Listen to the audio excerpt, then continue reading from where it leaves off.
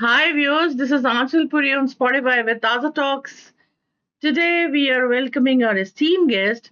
She's a mindset and emotional wellness coach जो professionals को emotional stress से बाहर निकालने, सेल्फ कॉन्फिडेंस रीबिल्ड करने और पर्सनल और प्रोफेशनल ग्रोथ अचीव करने में हेल्प करती हैं। शिवांगी सिन्हा जी हमारे बीच में आ चुकी हैं और मैं उनका बहुत ही आभार व्यक्त करती हूँ कि आज ताजा टॉक्स के प्लेटफॉर्म पे वो हैं। सो welcome Shivani ji. Yeah, thank you so much, Ashul. And first of all, thank you for having me here, inviting me. और आप काम कर रहे हो to uplift people, uplift women, basically, that's hats off. Thank you Thank so you so much. much. Thank you so much. तो शिवानी जी, सबसे पहले मेरा आपसे सवाल ये है कि आपके अकॉर्डिंग इमोशनल स्ट्रेस का सबसे बड़ा हिडन रीजन क्या होता है? ओके, सो मेरे अकॉर्डिंग मेरा पर्सपेक्टिव ये है, और काफी लोग मानेंगे इसके लिए। देखो, स्ट्रेस हमेशा एक्सटर्नल हम लोग देखते हैं कि ये वजह से हुआ, इसके कारण हुआ, ये रीजन है। The boss did not do well, mother in law ऐसे किए, ये वो, मतलब आप दुनिया भर की चीजों को आप बोल सकते हो कि the reasons for the stress you have inside you, but the actual reason is it's you. Emotional stress का रूट्स आपके अंदर है, और once you get it healed, everything solves. Wonderful. Mid career professionals confidence lose क्यों कर देते हैं despite good experience? ये तो अभी बहुत बड़ा सवाल हो चुका है। ये आपने बहुत अच्छा सवाल आपने पूछा, थैंक यू। क्योंकि the problem is mid career professionals के लिए ना, लाइफ को हमेशा they want to balance it, everything balance करना है। घर में परफेक्ट रहना है, बाहर परफेक्ट रहना है, प्रोफेशनली जो भी ग्रोथ उनको चाहिए वो भी अचीव करना है, घर में बच्चों के लिए भी परफेक्ट माँ बनना है। मतलब it's like overall the perfection that they are looking for is something that is stressing them a lot। क्योंकि वो क्या हो रहा है कि सबको यस बोलते बोलते खुद को कहीं ना कहीं नो बोल रही है।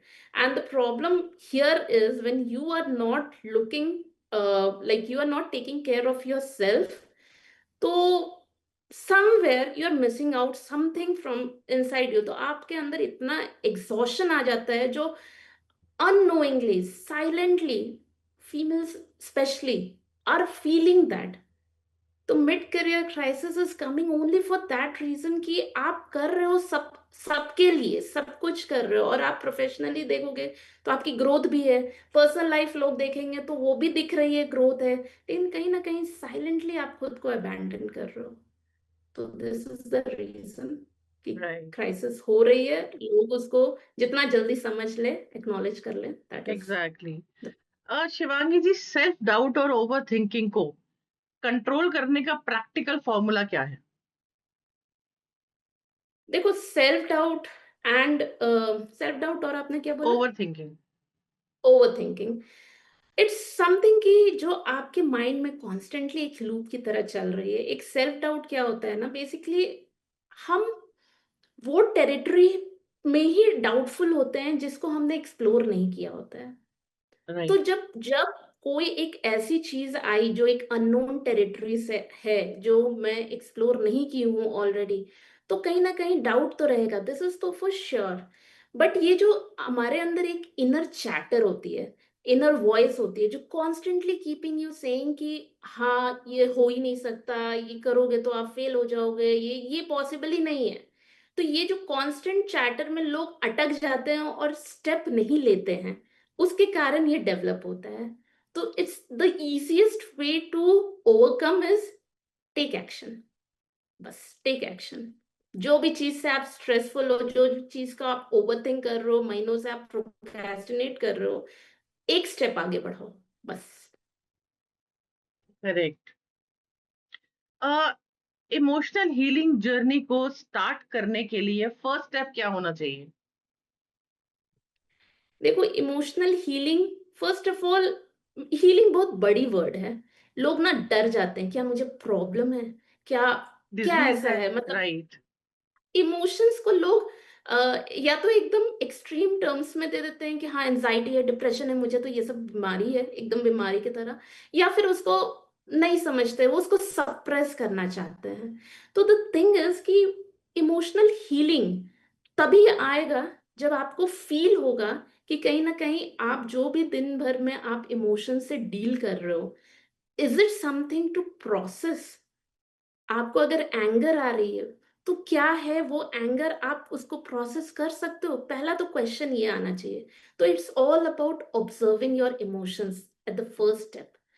अगर आप ऑब्जर्व करना स्टार्ट किए और आप माने उसको कि हाँ मुझे कोई एक नेगेटिव, जो ऑफ कोर्स वो इमोशन आपको सर्व नहीं कर रही है, अंदर से खाए जा रही है, अगर ऐसी कोई चीज हो रही है और आप फील कर रहे हो, उसको समझ रहे हो कि हो रही है, ये एक पैटर्न्स की तरह चलती है। लोग सोचते हैं कि नहीं एक बार आई खत्म हो गई, ऐसा नहीं होगा, ये आपके लाइफ में बार बार दिखेगी वो पर्टिकुलर इमोशंस। तो अगर वो चीज आप ऑब्जर्व करना स्टार्ट कर दिए, तो just accept it. And change तभी हो सकता है या हील आप तभी हो सकते हो when you are taking, you know, when you are having that awareness. तो मेरा फर्स्ट स्टेप हमेशा यही होता है कि पहले तो अपने इमोशंस को ऑब्जर्व करो, उसको एक्सेप्ट करो कि हाँ आ रही है, कोई गलती नहीं है, हम ह्यूमंस हैं and it is fine. And then start having getting that awareness, कितनी बार आई, कॉन्स्टेंटली आई, मैंने क्या चीजें ट्राई की, उसके बाद फिर भी आई कि नहीं आई, मतलब हम्म। ये सारी चीजों को आप पैटर्न की तरह रीड करो। Right, right, right, right. सो कॉन्फिडेंस नेचुरली बिल्ड होता है या कॉन्शियसली उसको क्रिएट करना पड़ता है? Very very good questions. मतलब मैं ऐसा बोलूंगी कि लोग ऐसा सोचते हैं कि कॉन्फिडेंस सिर्फ उनके अंदर होता है जो ये बॉर्न टैलेंट है, मेरे अंदर कॉन्फिडेंस नहीं है। बट फर्स्ट ऑफ ऑल, किस जगह पे? हर इंसान कुछ ना कुछ टैलेंट लेकर के ही बॉर्न होता है। टैलेंट नहीं भी बोलो तो वो विद टाइम वो स्किल्स सीख जाता है और उसमें वो प्रो हो जाता है। हम बस इतना ही बोलते हैं ना कोई एक चीज के लिए। तो आप अगर सोच रहे हो कि कॉन्फिडेंस आपके अंदर कहीं लो है, तो first of all specify the place, the situation, where exactly. अगर ये एक क्वेश्चन का आंसर आपको मिलता है, तो confidence can be built. It's a learnable skill and it's a very easy way to reach to your confidence self. Confidence को हमको टाइम टाइम पे बूस्ट भी करना पड़ता है, बिल्कुल। But it always starts with the beginning, कि कहाँ पे है, क्या है, रिफ्लेक्टिव क्वेश्चंस पूछने पड़ते हैं टू बिल्ड दैट कॉन्फिडेंस। बिल्कुल सही कहा आपने। शिवांगी जी, टॉक्सिक एनवायरनमेंट का मेंटल हेल्थ और करियर ग्रोथ पर कितना इम्पैक्ट पड़ता है? Very much, very much. Environment देखो, आप कौन हो, person you are is actually the average of 5 people around you. पहला चीज तो ये है। तो आपका एनवायरमेंट क्या है, कौन है, वो बहुत ज्यादा मैटर करता है, आप कौन हो। And right. I tell you, external success जिसको आप बोल रहे हो कि हाँ करियर ग्रोथ है या लाइफ पर्सनल रिलेशनशिप्स है, ये सब चीज बेसिकली मेंटल हेल्थ क्या है ना, कि हम उसको मतलब बहुत इजी वर्ड में समझेंगे। मेंटल हेल्थ है कि हम बस खुद में कितना ज्यादा पीस में इन्वॉल्व है। है। Yes, we are connected with our self. तो the moment we are connected with our self, अब एनवायरनमेंट में जो हो रही है वो हमको मैटर नहीं करेगी। But life doesn't go like that. Life हमेशा ऐसे चलती है कि हाँ जैसा एनवायरनमेंट है हम वैसे ही ढल जाते हैं। तो I feel like toxic environment is something जहां से आप बाहर निकलो और लोगों को भी बाहर निकालो। It's easy to pity party, but it's not easy to किसी को अपलिफ्ट करना। तो my always say is, if you are someone hearing this और नोइंग कि हाँ कहीं ना कहीं आपके लाइफ में कुछ टॉक्सिसिटी है, I am not telling you to ignore that situation, ignore that person, people लोगों के ऊपर नहीं होता है, but you start growing yourself. Right, absolutely right. आप क्लाइंट्स को इमोशनल रीसेट करवाने के लिए कौन सी टेक्निक्स यूज करती हैं? देखो टेक्निक्स तो मेरे बहुत हैं। द थिंग इज कि लोगों के ऊपर है कि उनको क्या सूट करता है। सो फॉर एग्जाम्पल आई से कि हमारी मतलब इनर एनर्जाइजर जो मैं morning rituals and night rituals, दो रिचुअल्स हमारे कम्युनिटी में होती है। तो बेसिकली क्लाइंट्स को मैं यही फिगर आउट करवाती हूँ कि it's not that what I am saying, it's like what is working for you.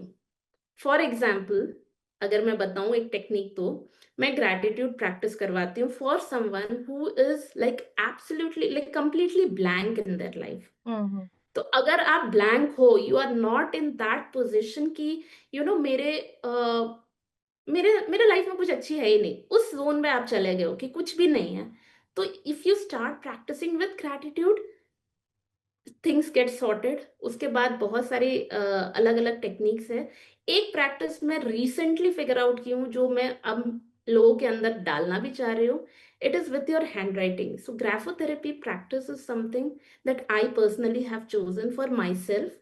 मैंने वंडर्स देखे उसमें, और इस रीजन से मैं ये भी इंट्रोड्यूस करती हूँ। तो it's all about you, where you are in your situation, your life, and वो ऊपर नीचे होगा, but what is working for you, be consistent with that.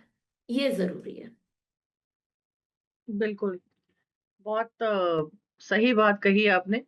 देखिए, ऊपर नीचे होना तो जरूरी है, नहीं तो फिर ग्राफ सीधा हो गया तो इंसान है ही नहीं।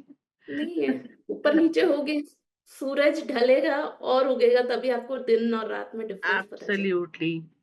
तो फेलियर के बाद खुद को मेंटली स्ट्रांग कैसे रखा जा सकता है?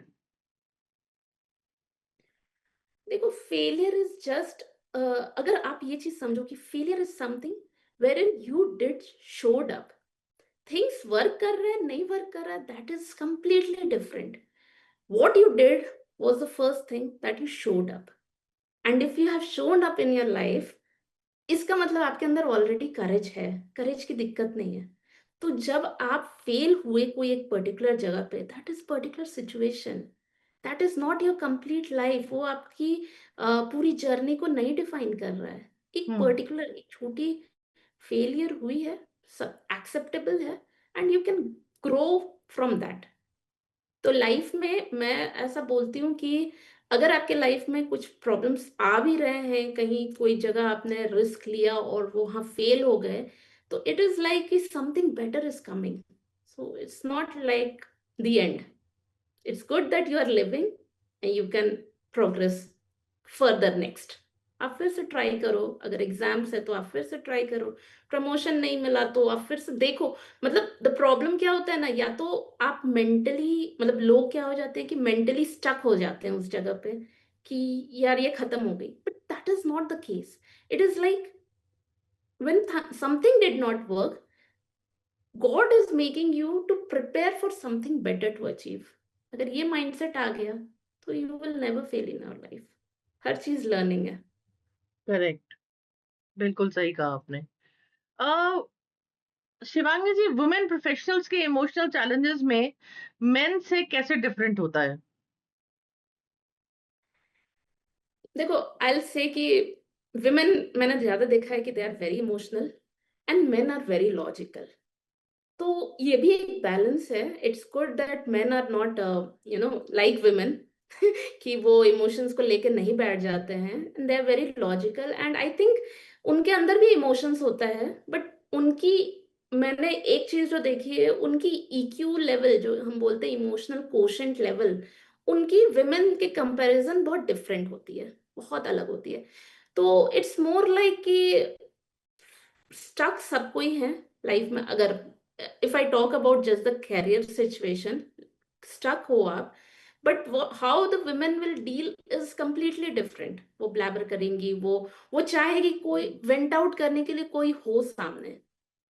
And men are completely different, either they will isolate themselves या and they will like process कि क्या गलत जा रहा है, क्या नहीं हो रहा है, कहाँ पर मैं रुका हूँ। तो it is like the way of processing, but process दोनों ही को करना है।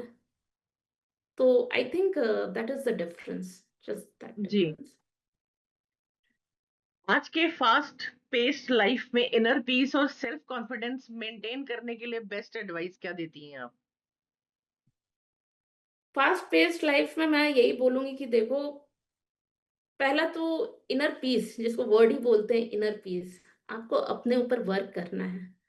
अगर आप खुद को नहीं पहचान पा रहे हो कि कहाँ पर मतलब आप अगर एक्सटर्नल सिचुएशंस पे ब्लेम कर रहे हो या कंप्लेन कर रहे हो बिकॉज ऑफ दैट, तो आज ही ड्रॉप कर दो। वो कभी सर्व नहीं करेगा। Because of nothing that is happening, because of you, या आपके कुछ इमोशनल वूंड्स हैं, कुछ something that is inside you which is not letting.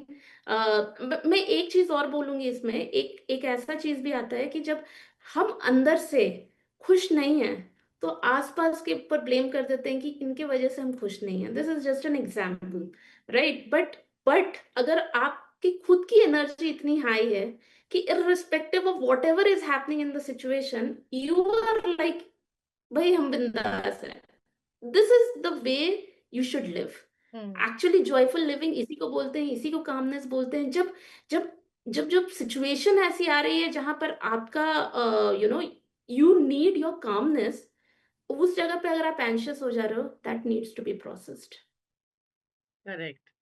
सो शिवांगी जी, अब एक रैपिड फायर राउंड करेंगे आपके साथ। चले। ठीक है? कॉन्फिडेंस या कंफर्ट जोन? कॉन्फिडेंस। बाहर ओवर निकलो। थिंकिंग या over working? Over nothing, nothing is needed. Neither over thinking, neither over working, no. Morning self love. Motivation या night reflection? I think both is very important. Both are very important. Basically, morning rituals are like setting the intention of your day, कि आप क्या achieve करोगे। Night reflection is letting go of what you did not do. मतलब ठीक है, make peace with your own pace of your life. That is right. what I. Self love या external validation? नहीं, self love. Externally you never know who is coming from which conditions कि वो आपको कितना validate कर रहे हैं। Self love right. is meditation या music? now that I started graphotherapy, I'll say कि कोई भी थेरेपी वर्क कर सकता है। if the music is working for you, it is you go with that. Meditation हर किसी से नहीं होता है। मेडिटेशन का प्री स्टेप होता है एक, जो कि माइंडसेट रिवायरिंग हम लोग जो बोलते हैं, सबकॉन्शियस माइंडसेट को रिवायर करते हैं। That is very important. तो मेडिटेशन हर किसी से नहीं होगा, but if music is working, go with that. Meditation अगर कर सकते राइट। हो, go with that. One word that defines your personality? Charisma. Stress reliever क्या है आपका? Okay. So it comes in phases. Mary, at this point of time, my small child. So I fully trust him. जहाँ मुझे stress होता है, I just look for him and I hug him.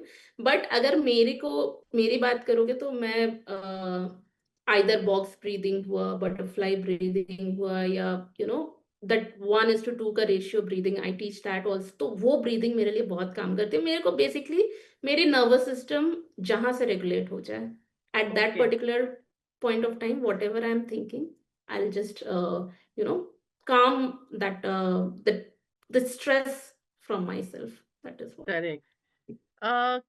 Coffee meetings या solo time?